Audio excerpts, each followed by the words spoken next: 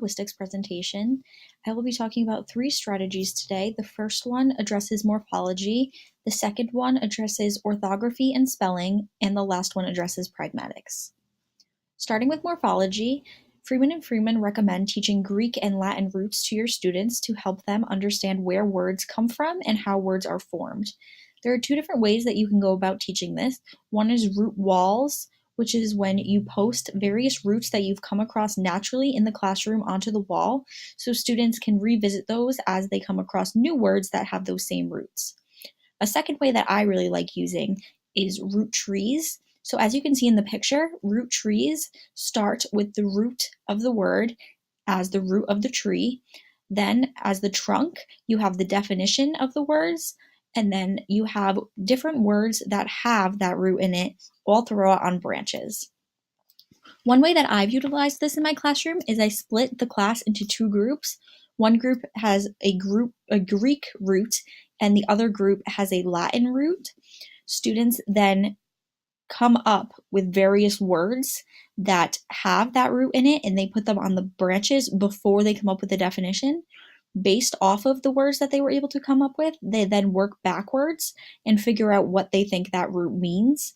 Then at the end, we switch, and the Greek root group has the Latin root paper and vice versa, and the students add on to those papers.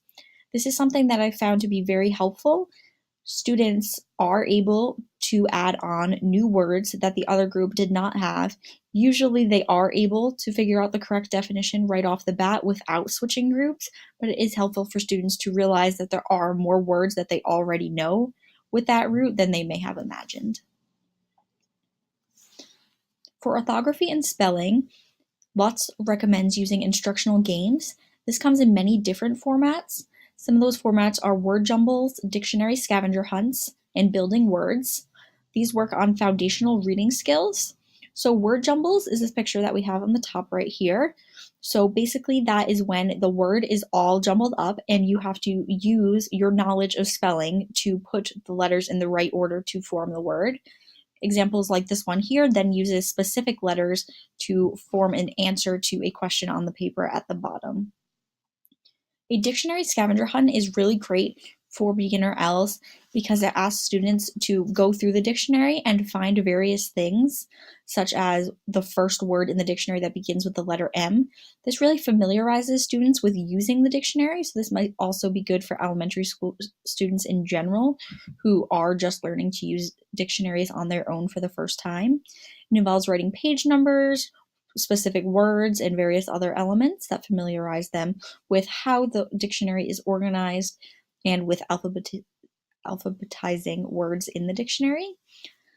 Building words is something that is used very often with younger students, especially those in preschool, even going into kindergarten, but it is something that can be helpful for older students as well.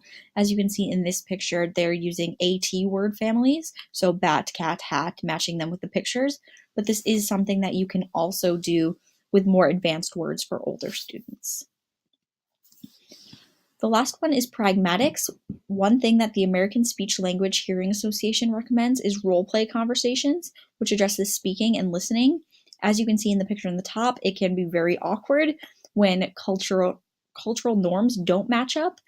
As you can see, she's reaching out to shake his hand and he's bowing to her, which obviously poses a little bit of an awkward situation for the 2 of them.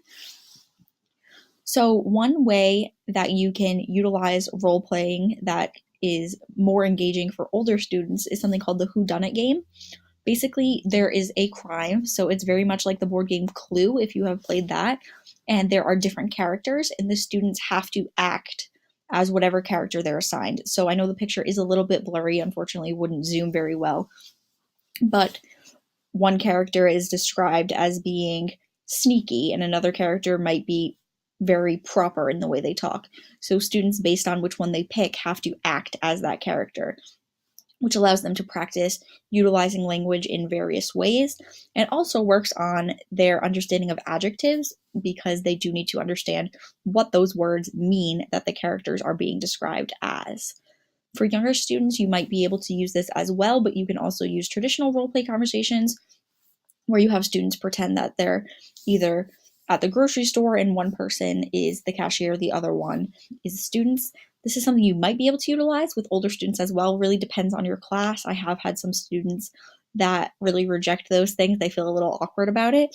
But when you introduce the more like murder mystery type of thing, they suddenly become much more interested. So there are different strategies that you can use to integrate role play conversations into the classroom, which teaches students how to utilize the last two. So going back, we had orthography and we had morphology. So it really takes those two skills and puts them into conversational English.